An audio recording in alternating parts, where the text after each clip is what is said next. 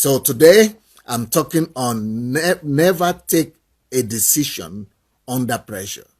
Never take decisions under pressure. Never take decisions under pressure, because that is a common thing we all have. It's a common thing. Everybody putting pressure on us. If you said people don't put pressure on you, you are not living in the real world. Everybody calling you and wanting you to do something right now, or they want you to respond to a suggestion that they are giving, or an idea that they have, or they want you to just take a decision as fast as possible. But it is never wise to be in a hurry or to rush to take a decision. It's never wise to take a decision under pressure, especially when people are pressurizing you, when people are telling you you must do it now, and it's going to be late tomorrow. Anytime people come to you with such stories that you must do it now, you must take a decision now, and you must commit now, it means, it's better for you to just back out and believe God to give you a better opportunity, especially when it comes to money. When it comes to investing money or putting money into somewhere, or committing your money to people, don't be in a hurry. Don't be in a hurry to take decision, especially under pressure. Don't let people pressurize you. Don't let people put pressure on you to take decision. No matter how little it might look like, the decisions you take under pressure always have consequences. The decisions you take under pressure always have consequences. And, our life is full of decisions. And that is the challenge there, because, we take decisions every day, and decisions make up our life. As a matter of fact, our life is the subtotal of the decisions we have taken. Some good, some bad, but, you are a result of your life decisions. By the way, I didn't tell people to share the link. I started immediately.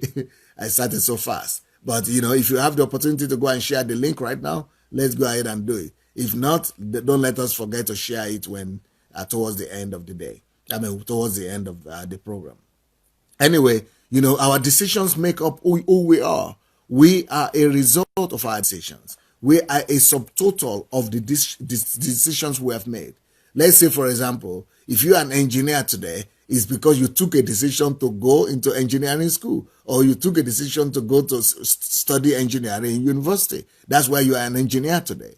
If you are a medical doctor today, that is as a result of the decision. If you are married today, it's as a result of decision, because you took the decision to accept the marriage proposal that came to you, or you took the decision to go and propose in marriage to somebody else. And, and whoever you are married to today is a result of your decision. So that's why it is very faulty and it is very wrong to keep on blaming somebody else for your life or for the things that are happening in your life.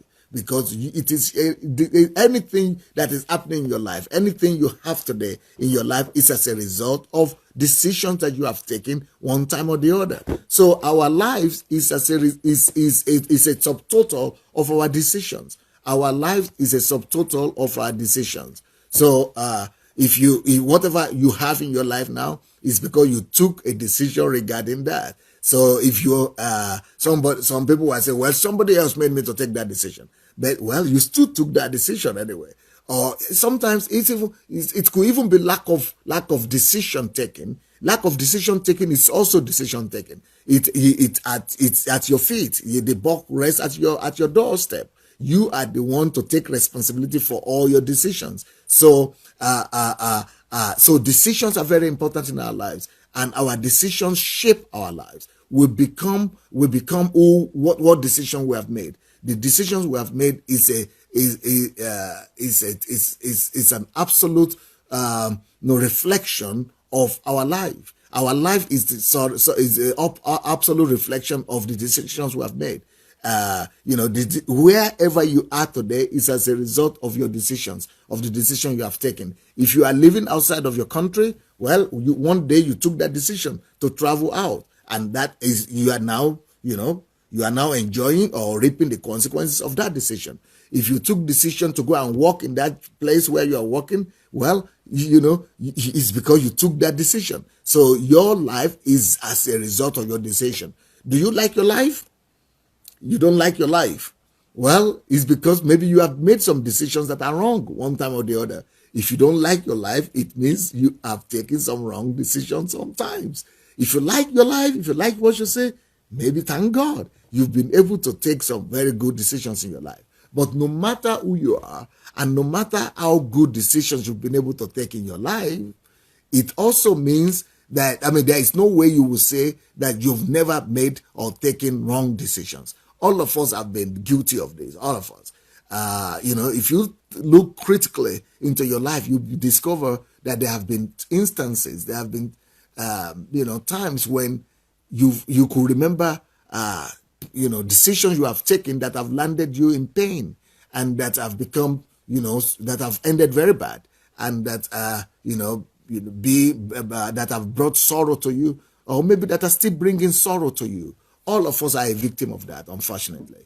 We sometimes take wrong decisions, and we have to face the consequences of those wrong decisions. But so, how do you minimize the possibility of taking the wrong decisions in your life? And one of the ways to minimize the possibility of taking wrong decisions is to make up your mind that you will never take decisions under pressure. You will never take decisions under pressure, or you will limit the amount of decisions that you take under pressure, especially when people are trying to hurry you, when people are trying to rush you and make you to take decision and say something or do something right now. It's better to always take a pause and to step backward and to take your time and there are a lot of things for you to really take the right decisions in your life. There are a lot of things to consider. For example, you all remember the story of the story of the prodigal son. The prodigal son. That prodigal son, his life was a result of. It's a reflection of bad decision. He had a good father, and his father was there ready to bless him and his brother with some, pretty good inheritance. And this man was under pressure. What kind of pressure was he under? Obviously, he was under the pressure of his body. He was under the pressure of his ego. Because when we are young and we are growing up, we are naturally under the pressure to impress our peers or to, do something quickly, to have a quick success and, to go and impress your girlfriends or your boyfriends and, to just go and make something happen and to really prove to people who your father is and or who you really are, that you are really this cool guy and you have all the money that it takes in the world. So that prodigal son, the reason why Jesus gave us a story is because he wanted us to see how costly bad decisions could be and how costly, decisions that are in a haste or in a hurry, how costly they could be to each and every one of us. And we saw the consequences of the bad decision bad decision in the life of this prodigal son. He had to go and be eating with pigs. It was so bad. And everything he took, he wasted them. He lost everything. Thank God, God is a God of second chance, and he could come back and still, retrace his ways. Same thing. And the Bible says something like that again in the book of Proverbs, that any inheritance that is taken in a hurry, will not be blessed afterwards. So anything we do in a hurry, really, and we do too fast in a hurry and hasty, they always have, not too good consequences. And I'm sure some of you will remember issues or instances in your life or in the life of other people when you have taken decisions that have not really gone down very well with you or with other people. So don't ever succumb to taking decision in a hurry or under pressure. Refuse, never make decisions. Never take your decisions in a hurry. So don't take decisions under pressure, and don't take decisions in a hurry, because most decisions you take under pressure are probably going to be a mistake. They are probably going to be a mistake, or they are going to be something that you are missing. You are going to miss out on something. So be careful about your decisions. And so what are the things that we need to consider for us to be able to take the right decisions? And that's what I will be talking to you about today. What are the things that I and you need to consider to take the best decisions? And since decision is one of the, since decision is one of the things that really make us who we are. And since our life is a subtotal of our decisions, and since wherever we are today is as a result of one decision or the other that we have taken, and then we have to pay attention to the art of decision making. We have to pay attention to how to really make informed decisions, how to make sure that our decisions don't end up in pain for us. They don't ending us in soup. And how do we make sure that our decisions actually, go well with our destiny, with our future, that we become a better person as a result of our decision. One, the first point that you need to consider why you want to take any decision. First of all, you remember the most important lesson out for today is we don't take decisions under pressure. You should just remove that. I know people who have lost money because they take decisions under pressure. I remember one time a friend of mine, and that is a problem because we trust people. And, sometimes some of the decisions we take, we don't take them on the basis of the fact that they are the true or they are the best decisions. Most of the time we take our decisions because we trust the people that are coming to us. We trust the people that come to us. For example, if you heard of Ukraine, for example, I'm in Ukraine here, and if you heard that there have been some scandals about me and around my life, and I've been in court for the past 7 years, I've not been traveling from Ukraine. You know why that is? Because of trusting the wrong person, because of trusting the wrong people. What happened was that I had, our church is a big church, 25,000 people. And so, you cannot control everything that happens. But I didn't know there are evil people out there. And especially when they know who you are, that you are very trusting. And my wife and people around me always say that is my biggest weakness, that I trust people. I'm too trusting, too believing. I believe people too much. Anyway, but in this case, what happened is that, we had some people came, some people are having their own plans. You think that everybody have good intentions and everybody have good thoughts, but some people actually plan evil. So there were some people that, got together and saw that we had this crowd. And to them, crowd means money. And if you have a lot of people, it means you have a lot of money in your organization, in your church. So to have 25,000 people every day, day in, day out, every weekend in this church, they just said, wow, what kind of money is going on around that place? So what they did is that they knew that because they were not members of the church, there is no way they could gain our trust and ask for people to give their money. So what they did is that they found some of my youth pastors, young people. Young people, they are not so analytical. So they found, and I was so busy that time. I used to travel. I didn't have the time to really sit down and, look into the situation myself. And I came back from one of my travelings, and then I had them announcing in the church this investment company, and the investment company was going to give people, a big percentage for their investment, for their money. And I said, okay, who is behind? I just asked one of my pastors who is in charge. I said, oh, who is in charge of that business? What kind of business is that? Oh, so they mentioned the name of a young guy and said, oh, he's our youth pastor. He has a partner that, they are doing investment. I said, okay, let me call. So I called one of the assistant pastors who is in charge of the youth. I said, okay, let him go and research that company and tell me if everything is okay there. If it's nothing bad for the people in the church to invest their money. So he came back to me 2 weeks later. I said, oh, I've gone to investigate and, everything is okay.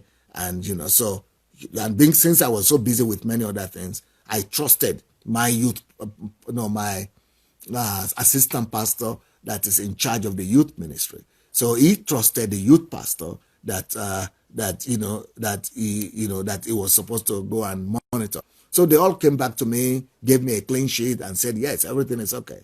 Yeah, maybe everything was okay, but there were some things they didn't see. They didn't, because everything seemed okay, but when crisis came, when the 2008 crisis hit the Wall Street, and the real estate prices came down, we discovered that these people they were over generous with their money. They were giving too much percentages, and then when the prices came down, they couldn't come through. They couldn't pay all the people their money back. And of course, the politicians jump in the bandwagon. They just say, "Well, is that happening in Pastor Sunday's church?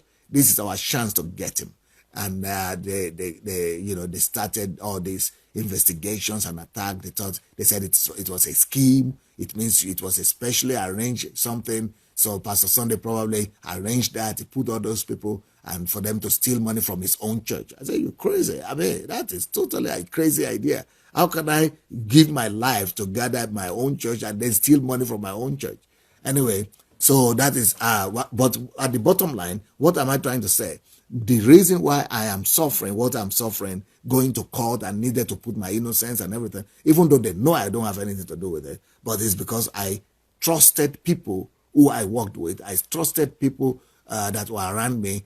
I trusted them into my work, into my life work, into, the whole thing that I gathered all through my life. I was just trusting. I trusted, first of all, the youth pastor that he would never do anything crazy. And he also trusted a friend of his that he didn't know that maybe somebody was using him to go and make money out of the church. So he trusted the wrong person. Then my pastor, my assistant pastor in charge of the youth, trusted the youth pastor. I trusted him. I trusted all of them back down the way. And that trust is costing me 7 years of now traveling out of Ukraine because I have to go and clear my name in court. And all kind of bad press, media, of course, media, politicians, everybody got in behind it and started, all kind of bashing, tongue bashing and everything. So what I'm saying is that some of the greatest pain in your life will come because of your decisions.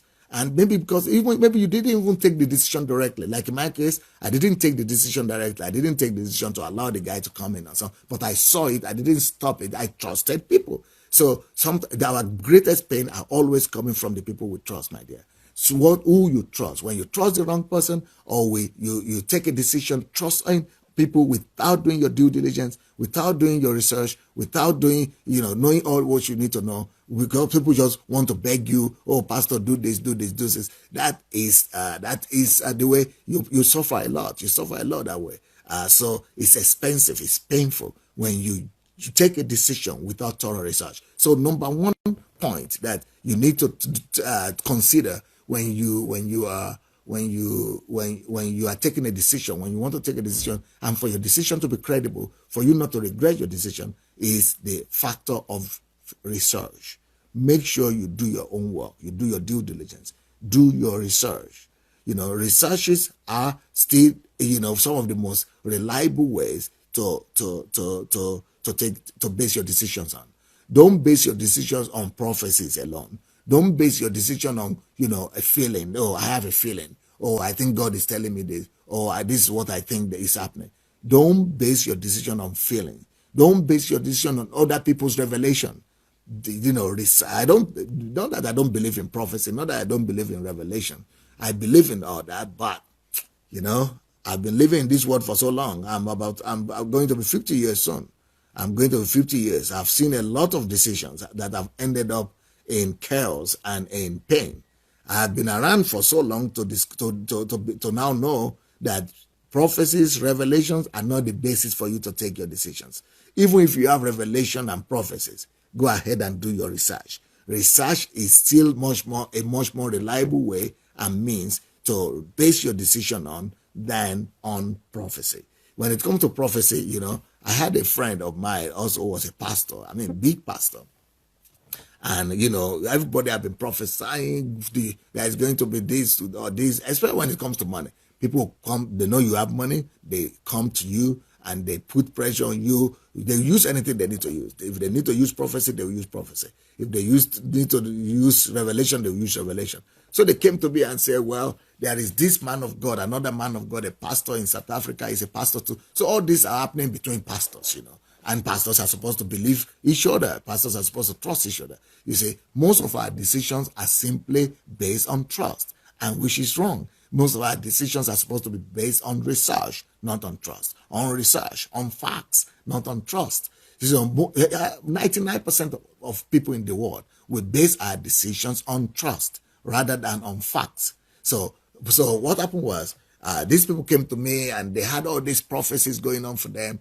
And they said, everybody, this prophet from America confirmed me, this prophet from Holland, this prophet from, so this my guy was a good friend of mine. and a good, good pastor, successful pastor, and from Holland. And he came to me and said, we need to, there is an opportunity to invest money, a big amount of money into another pastor in South Africa. And, the money will yield this and all that. So, and the God has prophesied that he wants to bless his church. He wants to, expand his, your bless, and all kind of blessings and prosperity and blessings people promise you all the time. And so I, to convince my wife, we took all our life savings and invested in that company, in that other pastor, on the basis of all the prophecies and confirmation and all that. You know what? That's why I told you that I'm an old man already. I'm an old man. I'm 50 years old. I've been living here for so long to believe that, to now know the difference. Either you take a decision based on prophecies or decision based on research. Well, if you want to believe my experience, and I've had a little bit of those experiences, you better believe me that prophecies are good. Yeah, but if you want to really take informed decision, you better cross-check. You better do your research. I don't need to tell you how that story ended with my money in South Africa. Yeah. I don't need to tell you how it ended. And what happened to those pastors? Well, you know what normally happens. People disappear. Or people begin to just throw their hands in the air and say, well, I didn't know. I thought. Well, what can you do? Somebody thought. And because somebody thought, all your life saving is gone. All your life saving is gone. So research is the best basis of, taking informed decisions. So that's number one. Don't base your decisions on other people's decisions or other people's prophecies or other people's revelation. Base it on research. Number two, the other thing that we do wrong when we take decisions and when our decisions become catastrophic and painful is because we normally take our decisions following the crowd. A lot of people take decisions because their friends have taken that decision, or because their friends or their relatives have taken that decision, or because of their colleagues who have taken similar decision, or because of their, their sphere of influence or their acquaintances who have done similar things. So most of the time, you investigate, you research. We take a lot of decisions because we know that other people have taken similar decisions. We go with the crowd, where we follow the mass, we follow the crowd, and that is a wrong thing to do. Don't always follow the crowd when you want to take a decision. Make sure that it is your own decision. Make sure that you are well informed about that decision. Make sure that you have enough information about the decision. It is not enough that the crowd is going there. It is not enough that the crowd is doing one thing or the other, especially if that decision is a decision that could cost you something. Like in my own case, that will cost you your life saving. You have your wife to deal with after that. If you're a man, you know what that means. When you convince your wife to give all your life savings, and you have to come back to your own wife and even though I'm black, you have to turn red and try to explain to her what just happened to all her life savings.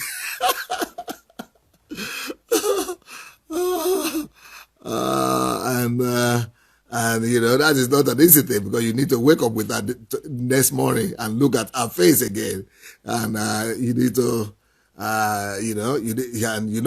ladies have a way of reminding you. Ladies have a way of reminding you of all your wrong decisions.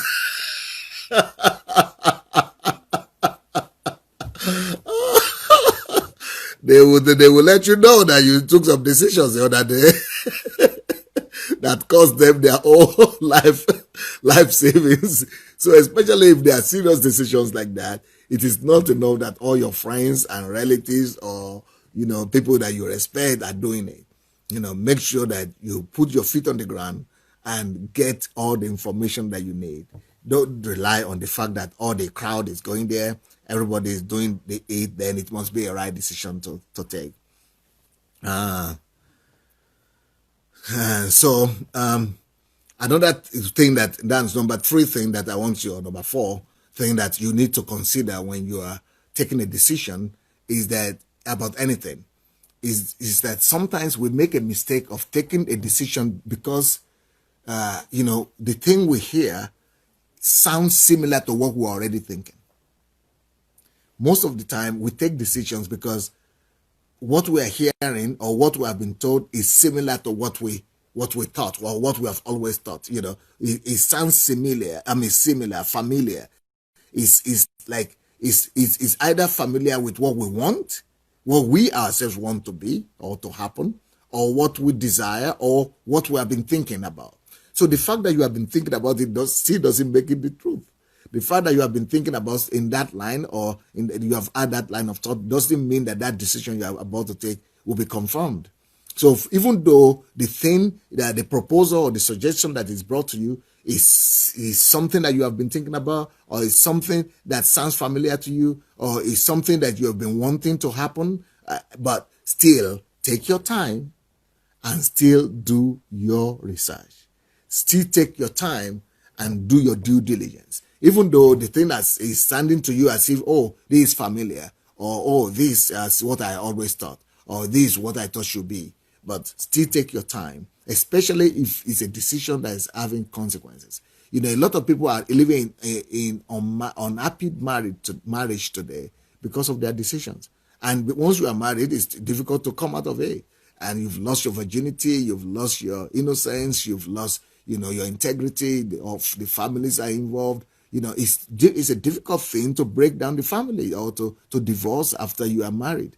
And but some people, take decisions even to marry. I mean, it seems like that in a way that, it's just coming out without doing their thorough research or their thorough investigation. They didn't do research, they didn't investigate the person, the background of the person, their habits, their weaknesses, their failures, their history or their past. If you don't do those kind of investigation, you would later on regret your marriage life. You will later eventually regret. Not everybody is good. Don't just believe people. Don't just trust them what they say or what other people say about them. Take your time and make sure that you do your due diligence. And some people also take decisions to give birth, to begin to have children, when they've really not done all the investigation that needed to be done about how to rear children, how to raise up children, about their body, about their finances, about their, conditions of life, about, the prospects of raising the children and what will happen later on in their lives. So a lot of these things that we refuse to really consider and to give thorough thought to, just because we believe that, it's the same feeling that I have, or it falls with my feeling, or we take decisions on a daily basis. Either it's about our job, or it's about our church, or it's about our giving, or it's about our, it doesn't matter. Any decision you take, the fact that other people are doing it, the fact that people are putting you under pressure, the fact that you need to quickly take decision, they are not basis to take decision. Those kind of decisions will end up in pain. Even the fact that you feel that, oh, this is what I've always thought, or this is what I've always thought, is still not a reason for you to take any decision. Decisions that are taken in a hurry or under pressure like that, or under influence of other people, will end up being false and erroneous. You end up regretting it. Now, the other thing is that, like I said, like the example I gave earlier, that, especially for Christians, this is another reason, another thing you must avoid when you're about to take decisions. We Christians seem to be very trustworthy. Like I said, that's my weakness personally. I'm too trustworthy. I trust people. I just don't believe in the evilness of men. I believe in the goodness of men. So I trust people. But especially when you're a Christian, you want people to trust you, so you trust people. And Christians are believers. We believe people. We believe God. We believe people. And unfortunately, when you believe people, we have the tendency of believing the wrong people. Not everybody have pure conscience. Not everybody have good intentions. So if you're a trustworthy person, this is the next point I'm making.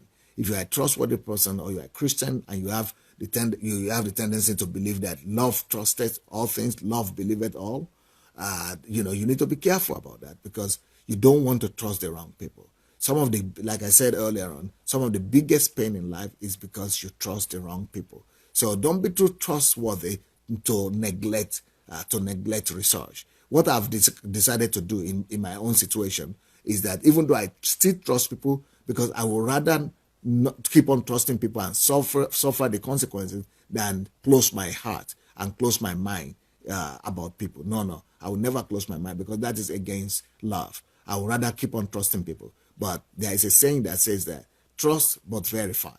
But verify. So that's what I've decided to do now. I trust people, I believe people, but I also take my time to verify. So that's what we need to think. We need to do. Verification is important. Even though you are a trusting person, tell them I believe you, and because I believe you, that's why I want to verify. I believe you, I trust you. Oh, they say, oh, you don't believe me. Oh, they get annoyed. Oh, they were offended. They say, no, take it easy. I believe you, I trust you, but I've made too much mistakes. It's not because of you, it's because of me. I don't trust myself. I believe you, but I don't trust my own decisions without facts. I need to get some facts. So even though I trust you, but I still need to verify. And just tell them that I'm sorry. It's not about them. It's not that you don't believe them. You believe them, but you need to get your facts right. You need to verify and make sure that the facts are okay. So don't say because people disappoint you and because people will fail you, now that is the reason for you to now totally stop trusting people. Well, that will also be a wrong decision, because if you Bible says that love believeth all things. So if you say you are not going to trust people, you're not going to believe people, that also might hamper your work life. I mean your love life, and you might begin to be suspicious, and that's not a good thing to do. When you are suspicious of people, people are suspicious of you, people don't trust you too, and then you become a kind of mania. So you don't want that to happen to you. So we trust people, we believe people, but we just say we trust, but we verify. We trust, but we verify. We want to cross-check what we believe in. We want to cross-check our feelings. We want to cross-check our information. And there's nothing bad about that. Take your decisions on the basis of your verification and the information that you've got and the research that you've done. Now, another point I want to make, some of the reason that makes our decisions very painful and the mistakes that we make when we're taking decision is that most of the time we are busy. Like I said in the beginning of the story, of this my message, I told you about the fact that I was so busy traveling and doing a lot of things. So I needed to trust a lot of the work in the hand of my assistants, and they were the ones who were taking the decision, and I just trusted them. But that was not enough. But the point I want to make right now is that sometimes we have overload of activities and overload of information. We are too busy. We are too overloaded with different things. So because we are too overloaded and too busy, we tend to just take decision in a hurry. We tend to take a decision, while we are running, while we are, busy, while we are, just on the go. And that also could be very painful. So some of the most painful decisions you ever take are the ones you are taking just on the run without really doing thorough thinking about it, without doing thorough investigation and thorough research on the decision and the consequences of the decision and all that. So don't be in a hurry to take a decision when you are under pressure, or when you are overloaded. When you are overloaded with activities, with too much information, and and it's difficult for you to really be very well informed and be best, to be able to take the best decision. So when you are overwhelmed or when you are overloaded with activities or information, it's not the best time to take decision. So you want to just take your time and say, okay, wait now. And some people just say, I need to pray about it. That's what I hear people say all the time. I need to pray about it. If you are saying you need to pray about it so that you'll be able to escape, maybe that's not a bad thing to do. But if you say you just want to pray, it is only the prayers that lead you into decision. I've seen a lot of that also, even in my own life. You pray and you think you have peace about it, and still you make a mistake. And so prayer alone is not enough basis for you to take decisions. And for Christians, most of us seem to settle for prayers all the time. We should be say we want to say we just want to pray about it. And when we pray, we think we get to go ahead, because God will always give you his peace anyway. And it doesn't really matter. Sometimes God will not even talk. Sometimes God will be quiet. And the reason God would normally be quiet when we're asking him to about one decision or the other is because, it's God is neutral.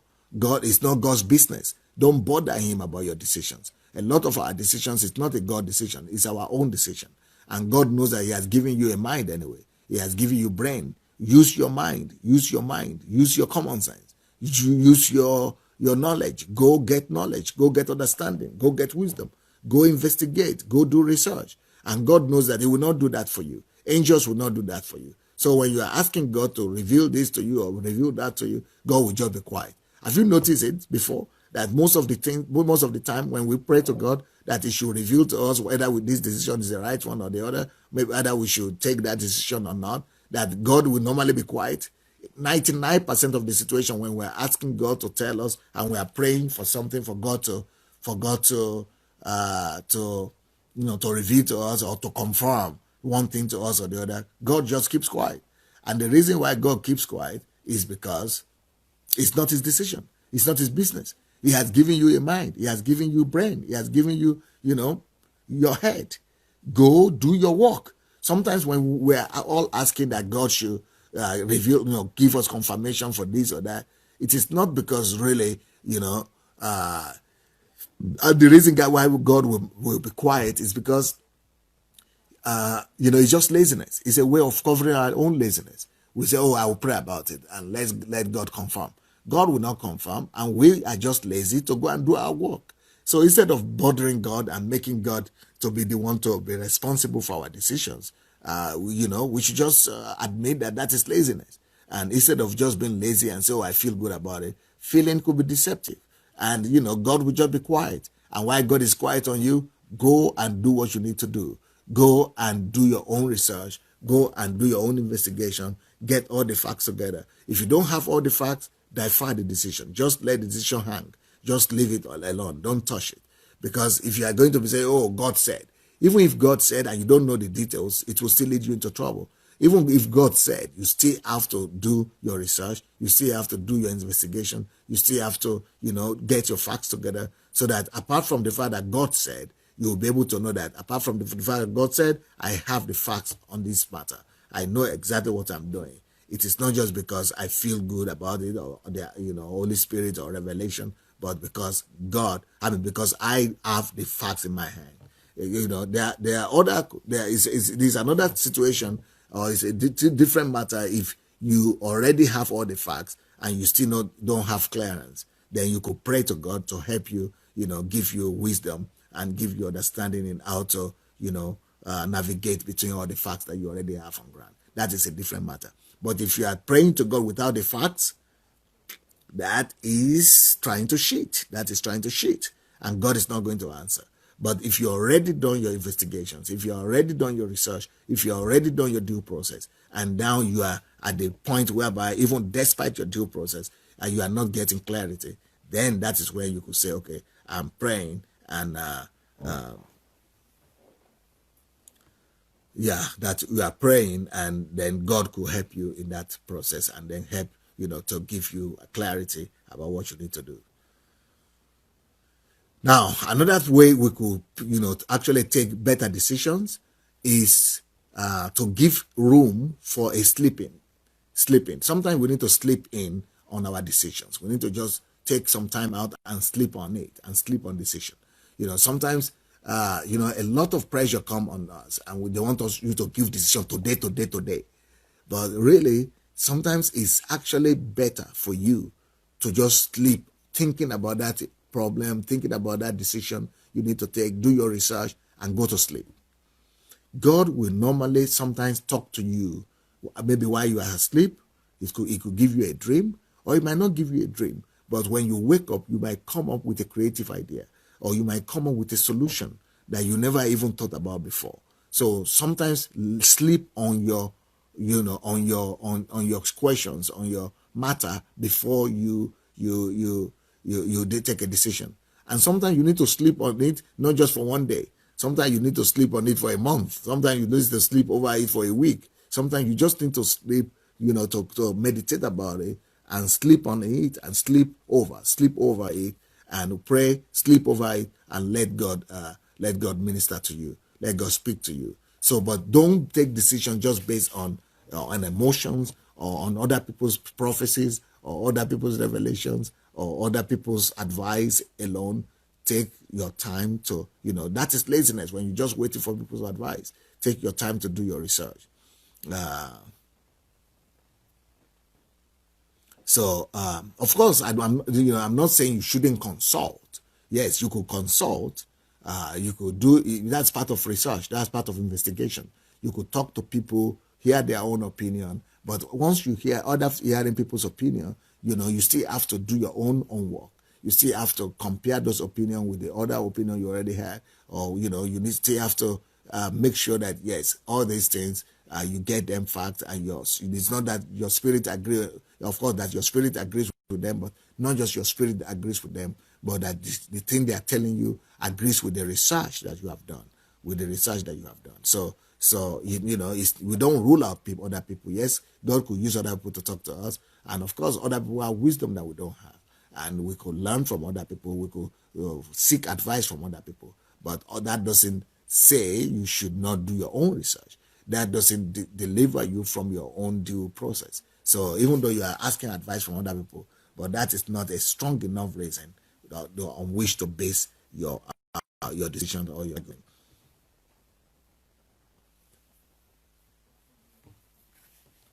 Okay, let's look at another way that we could use to take better decisions. You can also take better decisions by assessing your probabilities. The decisions you take sometimes it's needed for you. You need to give yourself pass mark, give yourself pass mark. So to say, for example, this decision I took doing this. How am I? What is my probability? How close was I to the perfect decision? Was I 5/10, or let's say if the maximum mark you want to give yourself is 10, you want to say, okay, this decision, was it so poor that I could only give myself 2/10, or 5/10, or 3/10, 4/10, or was it so good that I could give myself 8/10, 9/10, 7/10, 6/10? So sometimes you need to assess your decision making process. You need to, give yourself marks. You need to, see because, it's like you are forecasting. It's like you are, taking risk. So it's sometimes we need to be able to assess our risk probability, our risk, intelligence. Our risk intelligence is called. So instead of you just to be depending on the spirit alone, develop your risk intelligence and see how you are able to take risky decisions, and how those decisions are, how successful they have been, or how unsuccessful they have been. You have to be able to say, okay, these decisions that I'm taking, let's assess. Because if you don't assess yourself, you don't investigate, and if you don't give yourself marks, then you'll keep on repeating the same mistakes. You keep on repeating the same mistakes, and then you keep on losing money, or losing relationship, or inflicting pain on yourself, or you will be so afraid, and because you have failed one time or failed two times, you'll be so afraid of taking the next decision that then, and if you don't take decision, you'll never be able to build your future. You'll never be able to build your destiny. So so for you to escape from that trap of never taking any decision again because you are too afraid because of your past failure, or for you to avoid keep on making the same mistake, you just need to begin to assess yourself.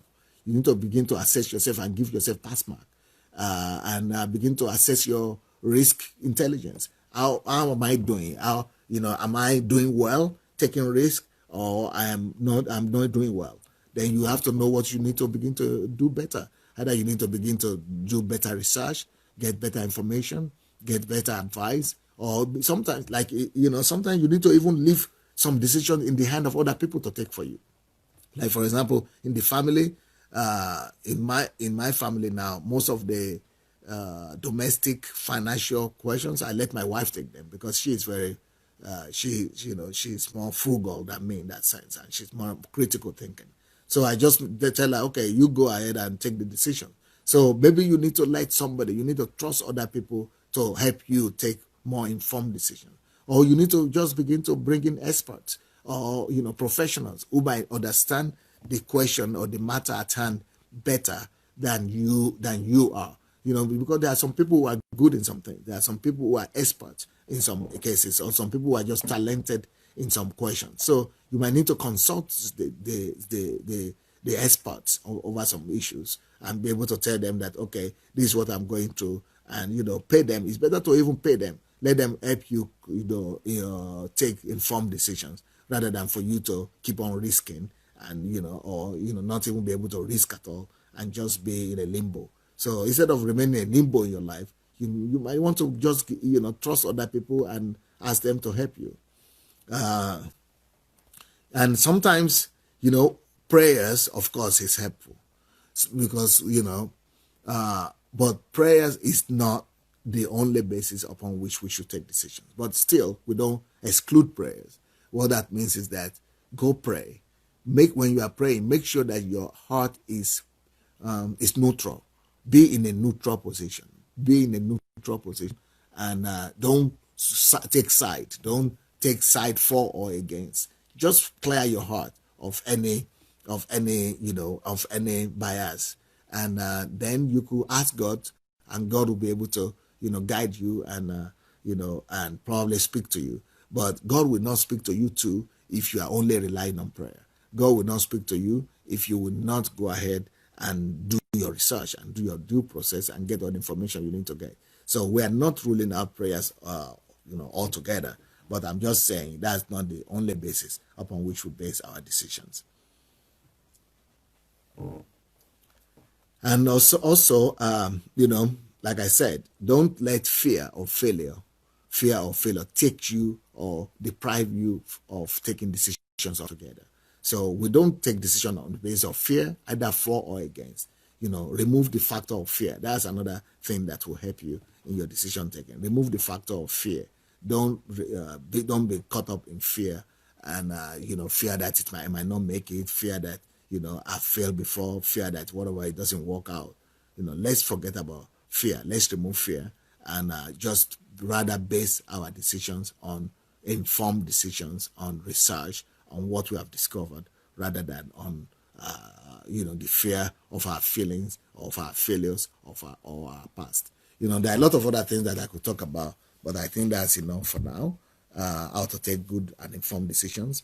But the most important thing, like I said, the reason I call this topic is that the topic I call this topic is never take decisions under pressure, because that is one of the ones that are really most costly.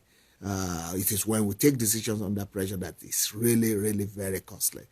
Most of our pain will come as a result of that. And of course, the other thing that causes us a lot of pain is when we trust the wrong people. When we trust people we trust bring up the most pain. So we have to be, at the end of the day, research, information, facts, they help you better to take better decisions than emotions, revelations, prophecy, trusting other people, or just be acting under pressure.